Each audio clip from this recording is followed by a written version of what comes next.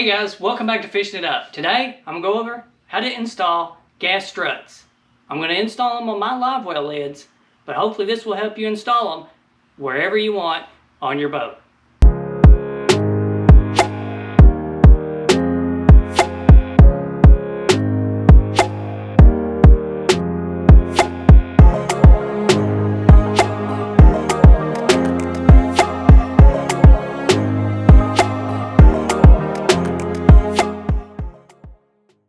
Alright guys, I want to go over a couple things before we get started on how I did this. And the mounts, this one here, it measures 1.25 inches tall. My live well lid is less than 1 inch. It is about 7/8 tall. So when I tried to install these, they bottomed out. The lid wouldn't close. So I had to go back and order a low profile mount so that the lid would close. That created another issue, because this one the ball is over top of the mount, this one the ball is on the outside. So I had it set up for these, and the strut was in line. When I moved to these, even though it was the same hole pattern, because the mount was on the inside, it now put the strut at an angle. Still opens and closes just fine, but that's something to think about when you go to start this project. And now that I've done one, I'm stuck doing the other one so that they match. I'm going to go over what I actually purchased.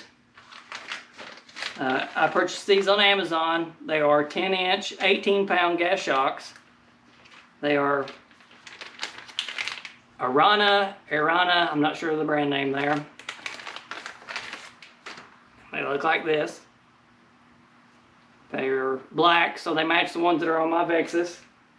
Now to start out with, I ordered their bracket, which would have worked fine if the lids had been thicker, but I ended up having to buy this one. It's a low profile bracket. I also bought it on Amazon. It is labeled Red Line Tuning. This is. I will link all this down in the description so that you can see exactly what I purchased. Now I want to go over the instructions here.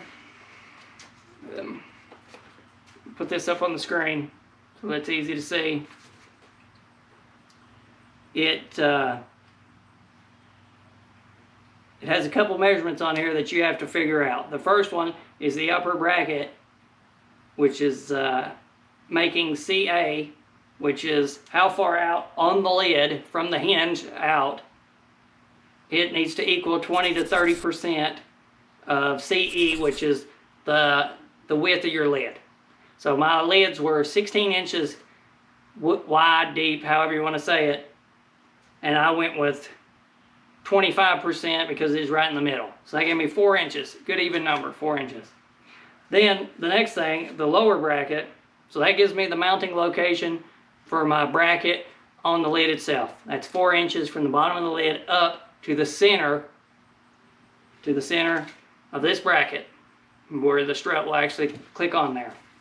Now, we're going to go down here, we're going to do the lower bracket. This is what is mounting to the live well. It says making BC greater than or equal to CA plus AD. CA, we know, is 4 inches, and AD is from the center here to here. So if you measure that, that is 6 inches, or roughly. We're going to do 6. It's about 5 7/8, but we're going to say 6. And then, so that gives us 6, and then plus the 4 is 10. But it says greater than or equal to. I went with 10.5, and this strut fully compresses at 10.5. So on my bottom bracket, with the upper bracket being at 4 on the lid and 10.5 to the center on the bottom bracket, it fully closes this and the lid closes. I added the extra half in there just for some fudge room. And what would have happened if I would have let it a little bit farther out with the 4 inches on the lid is the lid wouldn't have been at a 90, which is not at a 90 now, but I kind of wanted it that way because of when the back seat is in, the lids will not go all the way up to 90 anyway because they hit the seat. So this should hold the lid up when the seat's in there. I shouldn't have any issues, and it's only about at an 85-degree angle. Alright, let's see how we're going to attach these. On the lid side, I have this low profile pan head bolt and a nut. I got these from Vexus actually. They had to replace one of my lids, and they sent this hardware with, so I'm going to use it on this because I used the other hardware that I had. And then I got a stainless steel number 10 3/4 inches long screw for the live well side. Now, you don't need any real special tools to do this job. You need a tape measure, something to mark with. I recommend that you don't use permanent because then you have to use mineral spirits or something like that to get it back off the live well. It works okay on the parts that you can cover up. So keep that in mind, that if you use a permanent marker, mark it to where it's going to get covered up or drilled out, or have some mineral spirits or something like that on hand to wipe it off. Let's have a 1/4 inch drive socket. This is because of the bolts I have for the lid. Just a Phillips screwdriver. I have a small straight screwdriver here just in case I lock these on and need to get them off, because you can take this little screwdriver, put it in there, and stab yourself in the finger. But you raise that up, and when you raise that up, it allows it to pop back off the ball. Try not to stab yourself with a screwdriver. The other thing is a 9/64 drill bit and a drill. Hopefully you got something better than my old faithful here. A nice cordless drill would be great. I went with 9/64 because it works great on these. These actually go straight in there, and it's almost like they're threaded in because you don't have to put nothing on the opposite side when you're tightening them down. I mean, it's in there.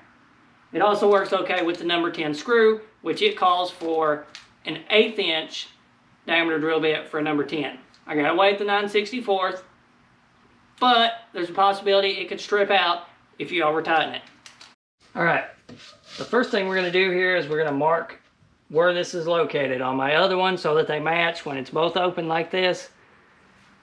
I'm going to have to come up 4 inches to my center, and because the hole spacing on the bracket is 2 inches, that's 1 inch from the center back down, so it's 3 up, and I got 7/8 over from the edge to center that hole. I'm going to go ahead and mark that out.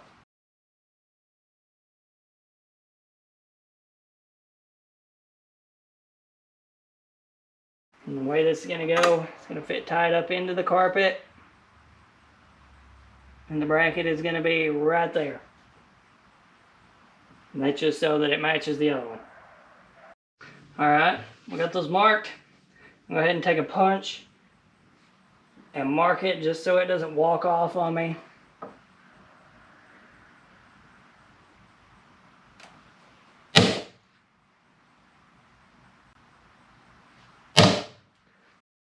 Now, when you're drilling these, once you kind of get it started, you can raise the lid up, that way you don't drill.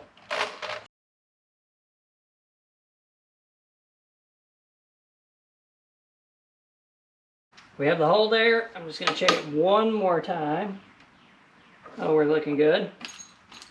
Get our bolts out.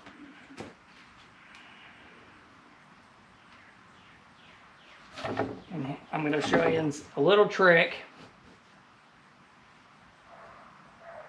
Alright, I got the air hose on. And like I said, if it's smashed down,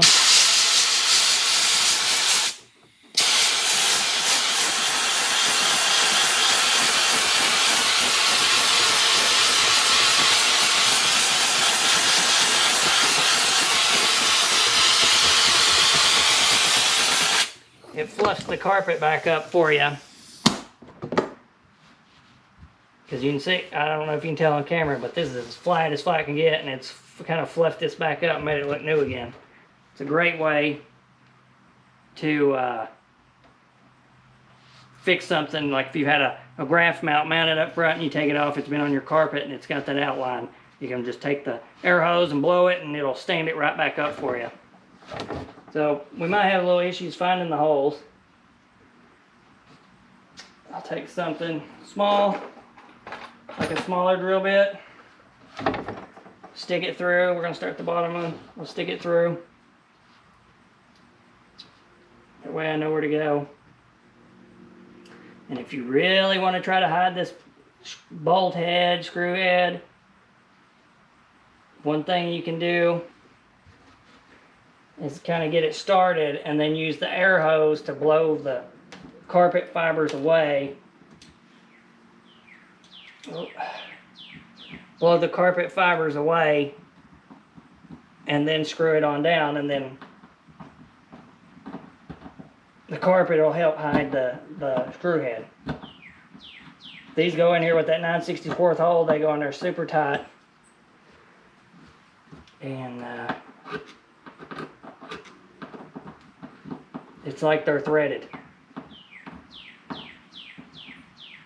So screw that down in there.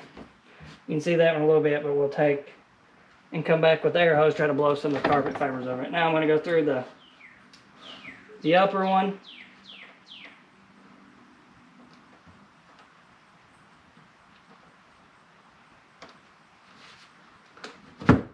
Get it started. It's kind of a pain because these are tight. I'll try to find something similar to what Vexus sent me and link it in the description so that you guys can find something similar and get a similar effect. Now I'm going to take the air hose back to that again and help hide it.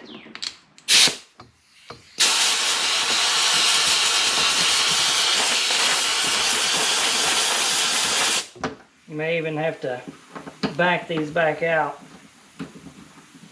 which it helps. Kind of blow the fibers around while you screw it down.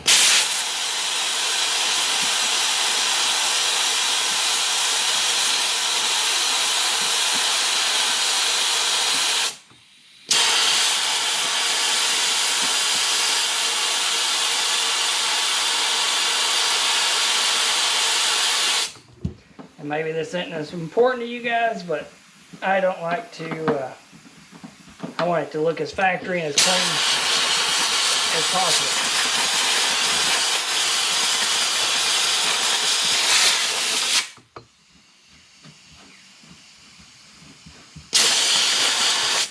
Now the lower profile screw you get, the easier it will be to hide them. I mean, you can still kind of see those a little bit. You won't trip over them.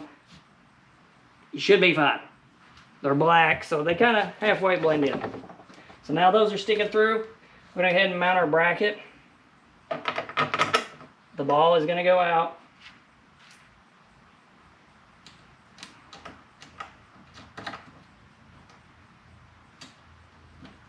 Get my 1/4" drive ratchet here. Tighten these down.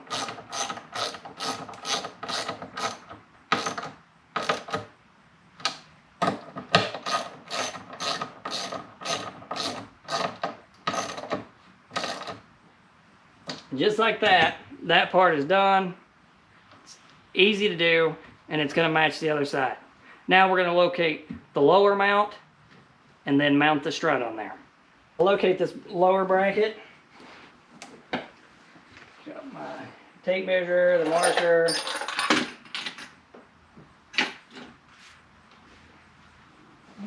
I have a mini level somewhere. I've hid it from myself. Oh, there it is. Okay. So to match my other side, it is 10.5 to the center of the ball. It is 9.5 to the first screw hole. So I'm just going to kind of lightly mark here because hopefully I'll be able to wipe that back off. And it's 2.5 over. So we're pretty close there.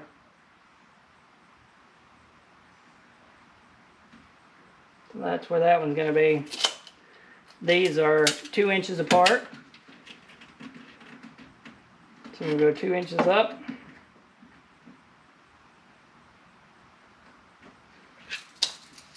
2.5 over.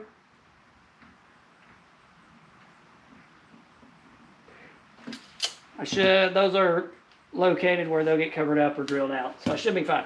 Now, I'm going to take my mount and lay it down here just to verify that it looks okay. It's not hanging over into the live well. Now, if I didn't already have to match the other side that I messed up, I would have mounted this. I'm going to go ahead and snap this on here. See how easy it snaps on. I would have mounted this so it was more in line.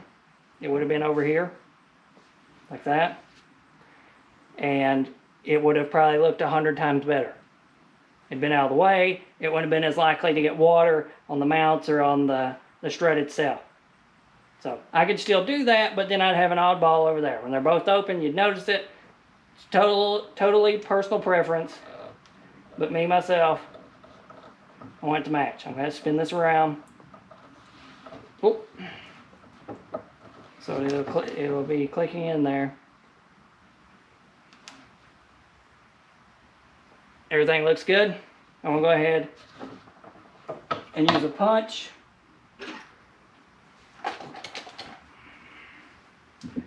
And just kind of to help locate this even better. It's not necessary to color these in. It's just a pet peeve of mine.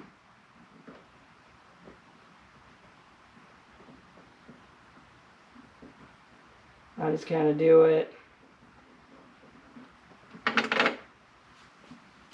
when I'm putting the punch down there. It helps me see to put it in the right spot.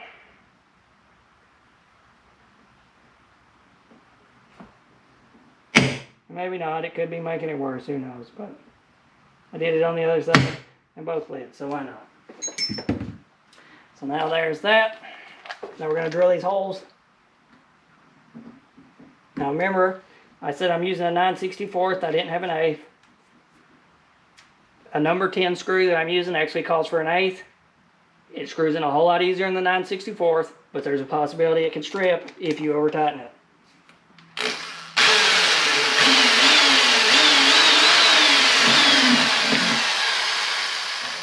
This live well is not that thick. It's probably only about it's only about an 1/8 inch thick, so it goes through it really quick.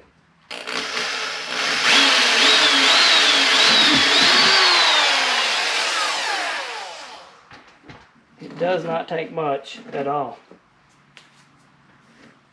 Now I'm gonna get my mount. Place it on there.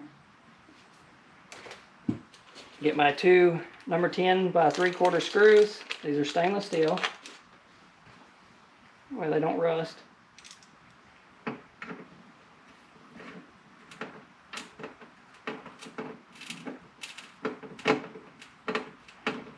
don't know if you can hear that, but it's kind of crunchy when you first get started. It's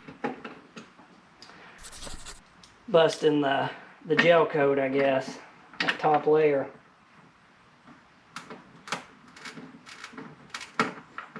With the 1/8 inch drill bit, it'd probably be even worse. But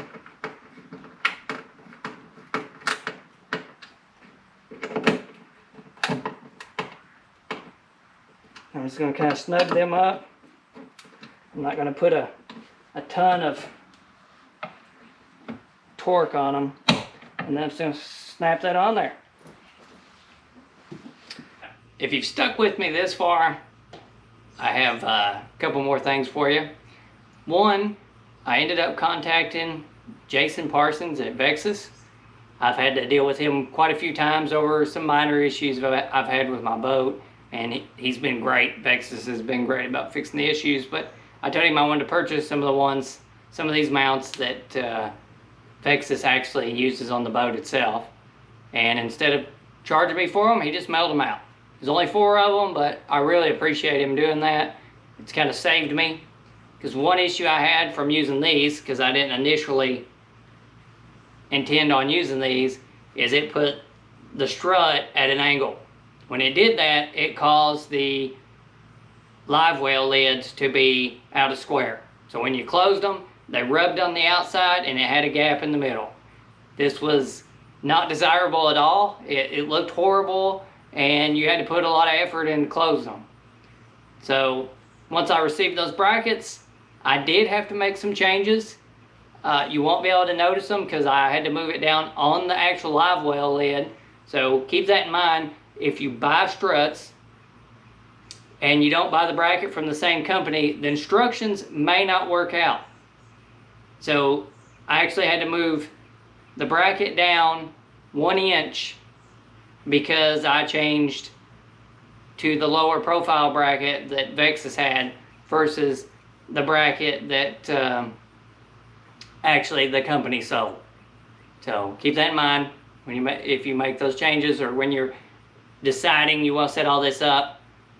And just to kind of go over one more time, you need to check the height of your lid, how much clearance you have for your brackets. And then you want to kind of check about the weight of those lids. And then you want to get the bracket as in line as you possibly can, both of them in line, so that when you put the strut on there, it's in line and it's pushing straight back on the hinge instead of at an angle, because it will cause it to be out of square and then it won't want to open and close correctly.